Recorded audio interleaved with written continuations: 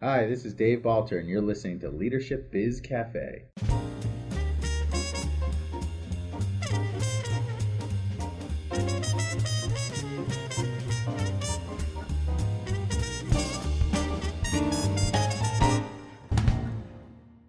Hi everyone, this is Tanvir Nasir, and on today's episode of Leadership Biz Cafe, I'll be talking with Dave Balter about the importance of humility in leadership. Dave is the founder and CEO of BzzAgent, a word-of-mouth social marketing company which has been featured on the CBS Evening News, the BBC, and the New York Times Sunday magazine, as well as being the subject of 2 Harvard Business School cases. Harvard Business School has described Dave as one of Boston's hottest technology CEOs, and he was also included in the 40 Under 40 list by the Boston Business Journal and the Advertising Specialty Institute. Recently, Dave started an online venture called 100 Days of Humility in order to help draw attention to the importance of humility in leadership by providing people with a place to share their stories and ideas on how to foster humility in today's workplaces. The project has been quite successful, attracting a number of well-known contributors, including Guy Kawasaki and Seth Godin. So welcome, Dave. It's nice to have you on the show. Tanvir, thanks for having me. I'm excited to be here. I guess a good place to start our discussion is to learn more about your inspiration for creating the 100 Days of Humility project. So what was behind your decision to draw more attention to the issue of humility in leadership? Yeah, so I've had a few businesses in my day. I'm on my sixth, and the fifth company is one called BzzAgent that sold after about 10 years. It sold to a company called Tesco. But in the middle of that company, I had a big wake up call, which was basically the business for a long time in a business, great high flyer. I would look back and say now in sort of hindsight, my sort of ego and everything else got a little out of control. I believed my own press. And it only took the business going through a very difficult hardship and the sort of inward looking and recreation to fix ourselves and come out the other side that I sort of was able to realize that the lack of humility almost crushed the company. And more than anything else, everyone can point to like market trends and all these other things. I believe that I had gotten into a mode where as a leadership process, I was generating no humility, frankly, and needed to change that. And that change, got us to the next stage. So I actually documented this after the sale of the company. I wrote an article about the need for humility that was published in Inc. magazine, and the market response was so overwhelming. I mean, so many people saying this has happened to me, or I have a boss who is like this, or I had my own company, or I can't believe anyone would actually share that they realized how much of an egoist they were and all this sort of stuff, that I felt there had to be some other way to keep this idea A going, and B to creating much more value in the long run for for others who wanted to hear the story. So we said, how else can we do this? Hey, let's pull something really fun and engaging together. We'll call it the 100 Days of Humility, or the Humility Imperative, and create an experience and let people share their own stories. And that's really where it all began. We all like to say that humility in leadership is important, and certainly it's a more noble trait to display. But in today's economy, the bottom line is obviously a key focus. And so some might look at worrying about whether they are humble in their leadership or not is a luxury most can't afford. So to answer that resistance, what tangible benefits or improvements have you seen taken hold because you brought that greater sense of humility to how you lead your organization? Yeah, well, I mean, there's a a lot of I think the first sign of a lack of humility is the indication that, well, we just have too many important things to do, and that's on the top. I mean, I think in one of your previous podcasts you talk about the importance of vision, and it's the same type of thing. Like, oh, we don't have time to create vision. That we'll just keep moving. Well, these are the most important fundamental things, and humility and leadership is one of those things that sort of either lets your company breathe and sort of fulfill its potential, or restricts it to a point where it actually can't become what's possible. And in some senses for us, humility allowed us to, do things like, actually ask why we would lose accounts and, talk to clients about what was happening that, had them leave us to go elsewhere. We were able to, I mean, I think the sort of number one indication for me is, the team, the actual way people interact, the willingness to, cross the chasm, do all those awesome things is only possible when people trust each other that that they're going to listen and be available to understand that their idea isn't always the right idea, and that people can sort of share with each other and be able to sort of accept the possibility that they're not always right and that somebody else might have a better idea. So the indications and the sort of results of all this are a company stops being so inwardly focused that it actually can't figure out how to become something more than it is. And you step back a little bit and you sort of let everybody know that there are mistakes that can be made, but everyone can grow from them, and everyone's voice is something that's willing to be heard. Everything will start to change. So tell me a bit more about the 100 Days of Humility project. What is the goal and purpose you have in mind in creating this project? All right, so the 100 Days of Humility, I want to step back a bit, which is over the course of the history of this the last sort of decade or so, one thing that we've been or I've been very intrigued by is the idea of sort of aligning creativity and business. And so we've gone through a number of projects. This is sort of the culmination of a whole bunch of projects. One was called 90 Days of BzzAgent. We actually had a writer spend 90 days inside the business and documented what he saw. And then we had an artist where this all sort of began, follow suit and come in and do a project with us called the Bento Box, where every day he painted this big painting of a bento box, like a Japanese bento box. And every day another piece of the box would open up and a little a business tidbit from the perspective of either somebody who worked here or from me or someone else would open up, and sort of, it's this combination of sort of fun, creativity, and art with the idea of business. And so 100 days is in the same vein. We wanted to spend a finite time period, 100 days, and had people submit to us their perspectives on humility in the workplace. It may have been an experience they had. It may have been something that that they almost lost one of their businesses, or they saw somebody else in the marketplace and the type of humility they had, and they wanted to tell their story.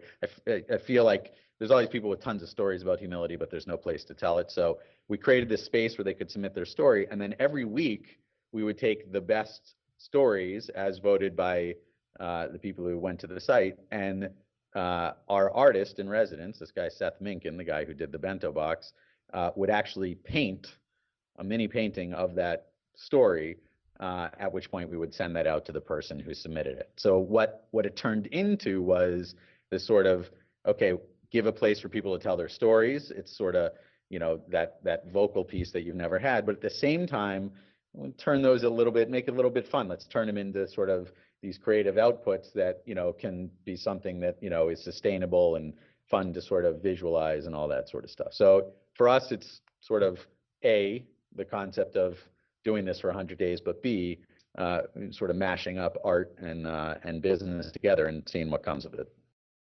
Now, the interesting point you make about your website is how it's got this interactive element to it that people can come and they can not only share their experiences, their ideas on humility, but that others can basically say what resonates with them, what messages, what ideas, what stories impact them when it comes to the concept of humility and leadership. And I'm wondering if maybe that's one of the reasons why we're having this lack of humility being practiced in today's leadership, is that there is that lack of interaction between leaders and their employees. I mean, we all talk about the importance of communication, but when a leader is the only one talking, when you feel you're the only one who has something important to share, it becomes easier for you to elevate yourself above your team instead of recognizing you as the leader are more dependent on them than they are on you. Yeah, it is certainly something that isn't rare. And I think part of that is leadership is, just the way most corporate, constructs are, leaders are sort of put on a pedestal, and it's the CEO's word, and everyone's to follow that, and because of that, you sort of create this environment, this dynamic whereby naturally the leaders start to say, well, what we say is going to be the answer, and others are going to follow us, so our answers must be right. So it's a sort of a self-fulfilling prophecy in a lot of ways. But I think on some level there are things that can be done to break that cycle. And for me, the baseline is sort of this sense of transparency between leadership and their employees. And by transparency, that can take lots of forms. One that sort of always sticks out to me is you find that in most corporate cultures, people start to make up their own stories. Because they don't understand some of the decisions are being made, or what's happening, or are afraid to maybe ask executives about what's occurring, they start to create almost their own rumors, right? Why did we make this business decision? Oh, I heard that, there was a fight between two of the executives and they developed, whatever it is, it sort of comes out, and it's usually not entirely correct. And so how do you put things in place to stop those miscommunications between execs and employees occurring? And you can have a couple ideas. One thing we do is we have every 2 weeks, we have a company meeting, and anybody can submit any question that will be read aloud and answered. And that can be anything. And you can submit it anonymously. You don't have to even say who you are. So it could be about, why is it that we keep missing targets, but people keep saying we're doing great? Or, why are there not enough spoons in the kitchen? Right? It can be anything. But what you find is, by allowing these questions to get out into the open, and ensuring that you're going to answer it no matter what, you stop the whole machine of miscommunication between an employee and their executives. And so we'd push really hard to sort of, the first barrier to humility is this communication barrier, the fact that not everybody knows all the right information, and so you start to sort of create your own information. So I would stress that companies put things in place to sort of break down that wall so that those things never happen. And I think the example you share shows another key point, which is how leaders engage with their employees. In your case, for example, people can feel free to ask whatever question they want. And a similar thing would be if, for example, I'm expecting people to refer to me by my title as opposed to me by my name. This kind of creates this gap, or even a barrier between us, that I'm somehow more significant, more important than you are.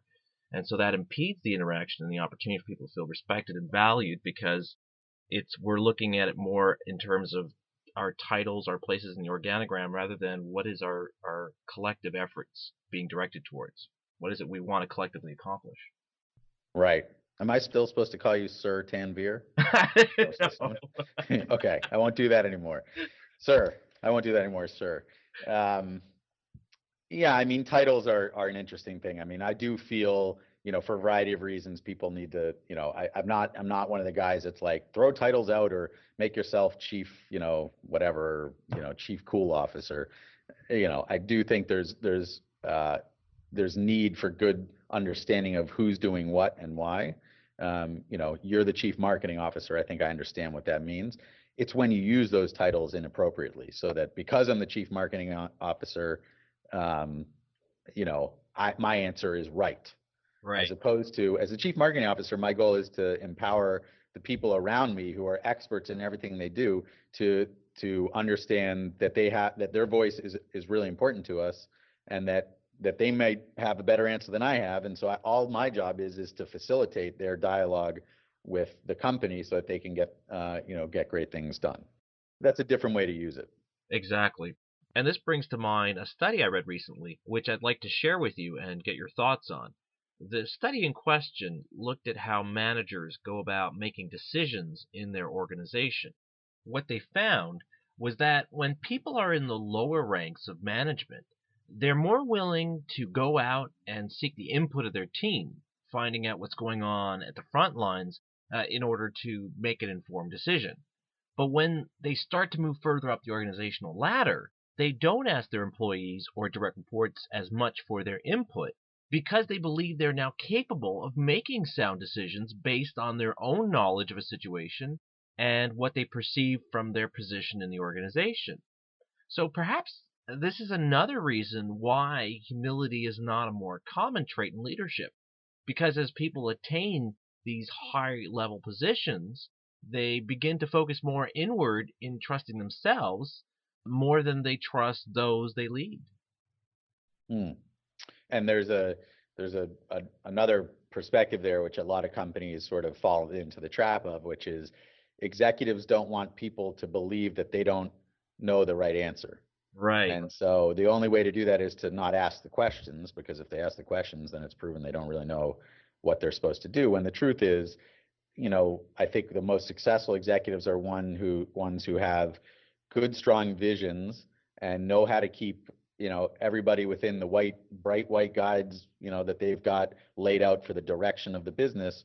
But within those guidelines, they're clear that they don't know all the answers, and that, as a matter of fact, it's what extra value each employee puts into the business that's going to make that vision actually come true. Um, and so, it's a non, I wouldn't say, I often say, like, businesses aren't democracies and they're not autocracies. There's something a little bit like a socialist society, which is, everybody gets is part of the same wonderful, dynamic, utopian society that is going to reap the benefits of something that actually together you can build. Um, but that doesn't mean one leader has the decision for everything. And it also doesn't mean everybody has the exact same voice. It means that you've got some greater good, some cause that you're all in the same path towards, and working together, you can get there. Right. And I think this ties into the point you made earlier about transparency, in that this is really more about your character of who you are and how you treat those around you, and your willingness to not only admit you don't have all the answers, but demonstrating a trust in your employees to help your organization succeed in finding those solutions. Right.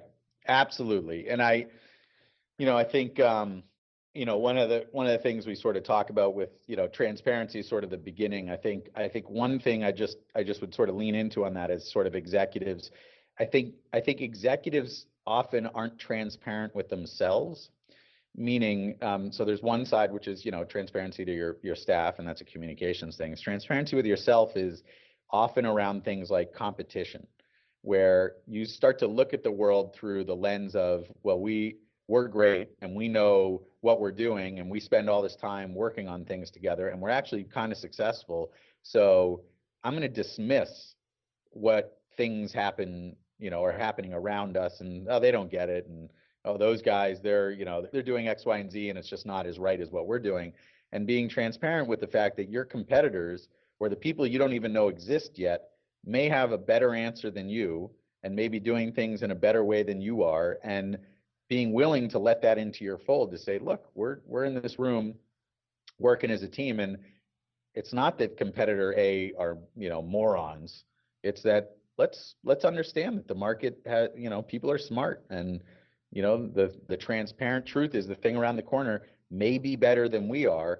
How are we going to build a business to support our clients in ways that can learn from that, as opposed to trying to sort of inwardly hide from that?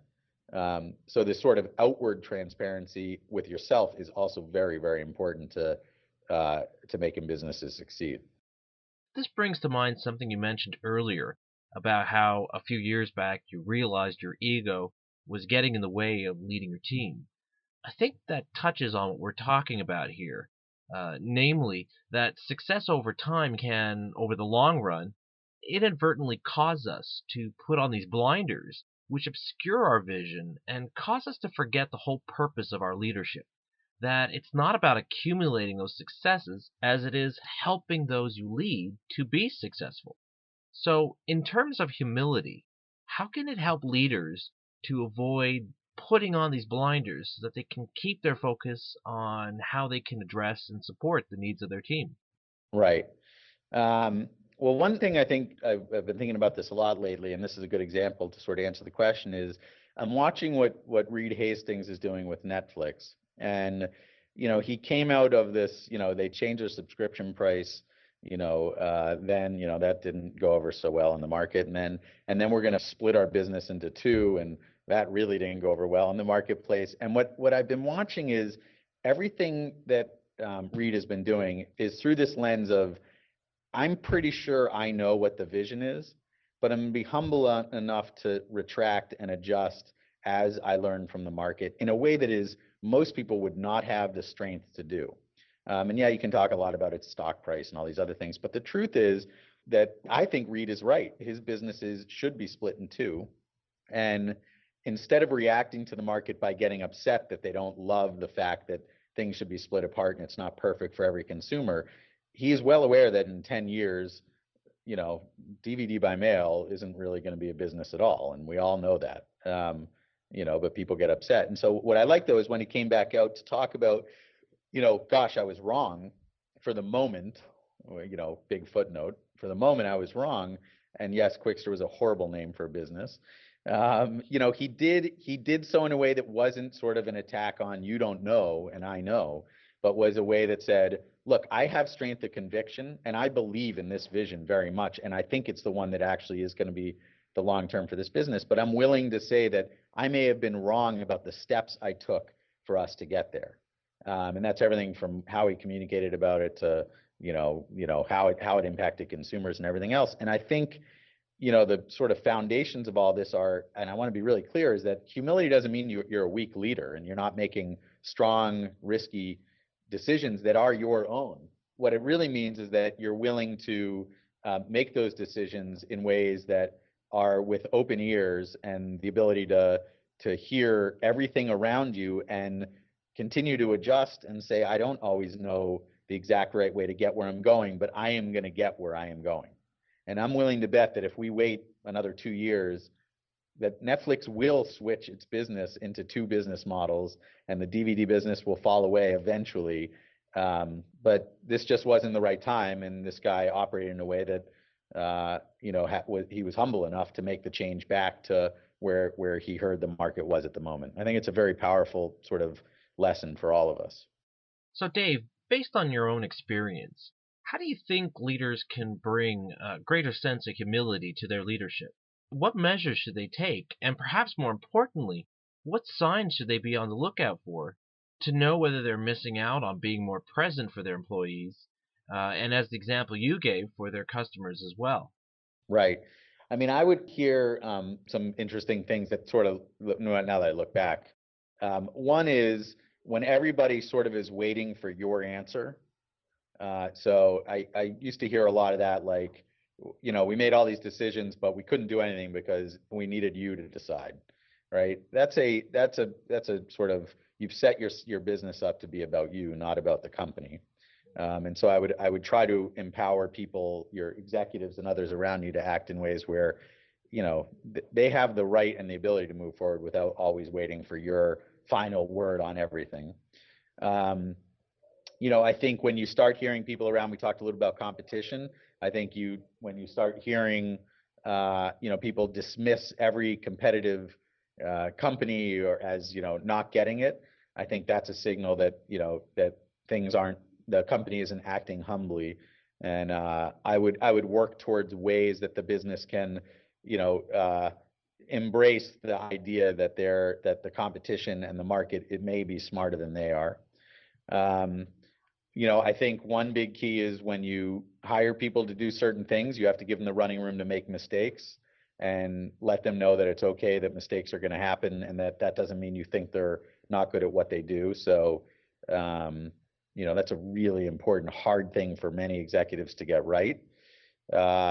I suppose one of the last things I'd take a look at is that you as an executive are probably not good at a whole bunch of things. And being able to admit to yourself that just because you've been put in the power position to make, leadership decisions doesn't mean that you have the smarts about all roles and all responsibilities in order to be good at those things. And so knowing what to not do and what to give up on and what things to not, what practices to not oversee, those are really big, humble moments to take advantage of. Well, I think those are some great points that all of us can benefit from, regardless of what our role is in our organizations. Dave, I want to thank you for taking the time to share your story and your experiences, and I really appreciate your helping to draw more attention to the importance of humility in today's leadership.